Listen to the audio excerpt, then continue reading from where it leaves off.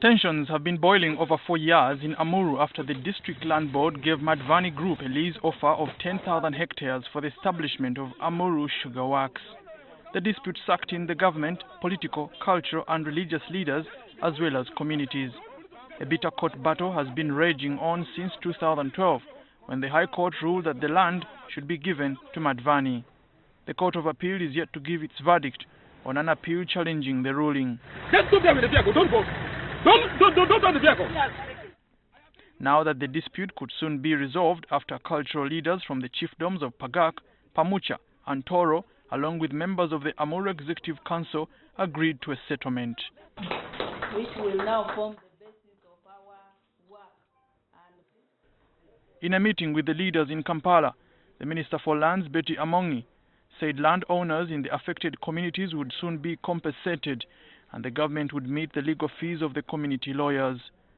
The communities will also get shares in Amuru Sugar Works. That the community would have given 10 hectares of land for a sugar factory, and that government shall ensure that the community, through a framework that they will come up with, acquire shares in Amuru Sugar Works Limited. The Vice Chancellor of Gulu University and mediator, Professor Peng Mongi Nyeko, says the deed of settlement paves the way to end poverty in Amuru district. The same thing happens. Sometimes the president gives them money.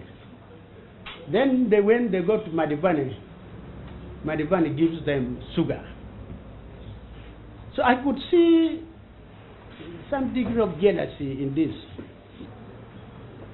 And it's up to now, there are a group of people who are not happy.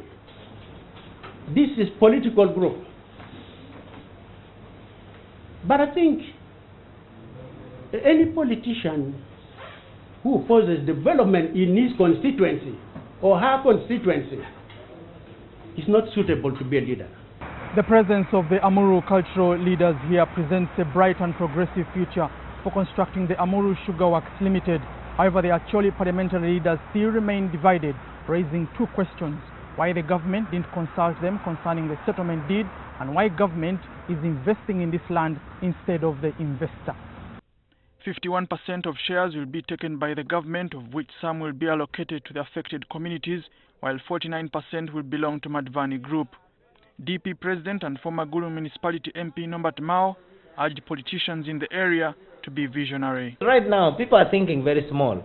A leader wants to finish his house, a leader wants to finish house for renting, a leader wants to plan for 2021, a leader... Now, yet we are thinking of people who are talking of exporting to Europe. The parties have agreed to register the deed of settlement within 2 weeks in the Court of Appeal. A meeting of stakeholders is planned for the 3rd week of July, and surveying of the land should start following a meeting with landowners before the end of July.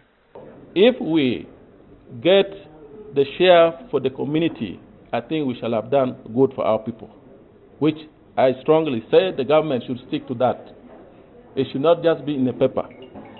It must be real so that our people, the future generation, also benefit from this sugar factory. The contested land has about 21 registered landowners and other occupants whose life could change due to the multi-million-dollar investment. Andrew Nitwe, NTV, Kampala.